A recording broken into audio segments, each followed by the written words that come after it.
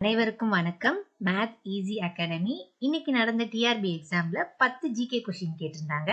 அதுக்கான ஆன்சரை இந்த வீடியோல நம்ம பார்க்கலாம். ஃபர்ஸ்ட் கொஸ்டின் பார்த்தீங்கன்னா, அரசு வழிகாட்டி நெறிமுறைகளை பற்றி கூறும் இந்திய அரசமைப்பின் பகுதி எதுன்னு கேட்டிருக்காங்க. இதுக்கான கரெக்ட் ஆன்சர் பார்த்தீங்கன்னா ஆப்ஷன் பி, பகுதி 4. நெக்ஸ்ட் கொஸ்டின், விண்வெளியில் வாகனங்களை ஏவுவதற்கு பயன்படுத்தப்படாத ஒன்றை கண்டுபிடிக்க அப்படின்னு கேட்டிருக்காங்க. இதுக்கான ஆப்ஷன் பார்த்தீங்கன்னா ஆப்ஷன் சி தான் கரெக்ட், HRLV. நெக்ஸ்ட் கொஸ்டின், கீழ்கண்டவர்களுள் யார் அரிக்கமேடு பகுதியில் அகழ்வாராய்ச்சியை மேற்கொண்டார்? Option C, Mortimer wheeler. இதுதான் கரெக்டான answer.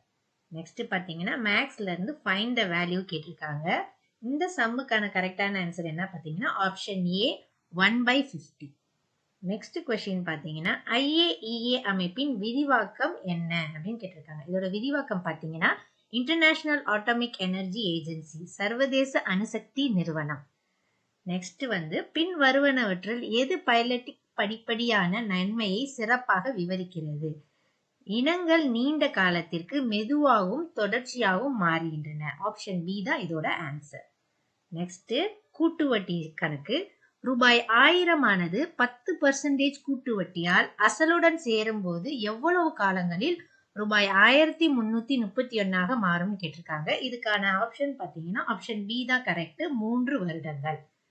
Next question, Maulana Abul Kalam Azad விருது 2024 ஒட்டுமொத்த வெற்றியாளர் விருதினை டேஷ் அணி பெற்றதுன்னு கேட்டிருக்காங்க. இதுக்கான கரெக்ட் ஆன்சர் பாத்தீங்கன்னா ஆப்ஷன் சி, சண்டிகர் பல்கலைக்கழகம். நெக்ஸ்ட் கொஸ்டின், இந்தியாவில் மாதிரி கிராமங்களை உருவாக்க பின்வரும் கிராமப்புற மேம்பாட்டு திட்டம் எது? இதுக்கான correct option option C, Sansad Adarsh Gram Yojana. Next last question பாத்தீங்கன்னா, 9ஆம் வகுப்பு முதல் முதுகலை பட்டம் வரையிலான ஆன்லைன் படிப்புகளை இந்தியாவில் எங்கும் எவரும் அணுகக்கூடிய வகையில் எளிதாக்கும் போர்ட்டலை அடையாளம் காணவும் கேட்டிருக்காங்க. இதுக்கு கரெக்டான ஆன்சர் ஆப்ஷன் ஏ, ஸ்வயம். நன்றி, வணக்கம்.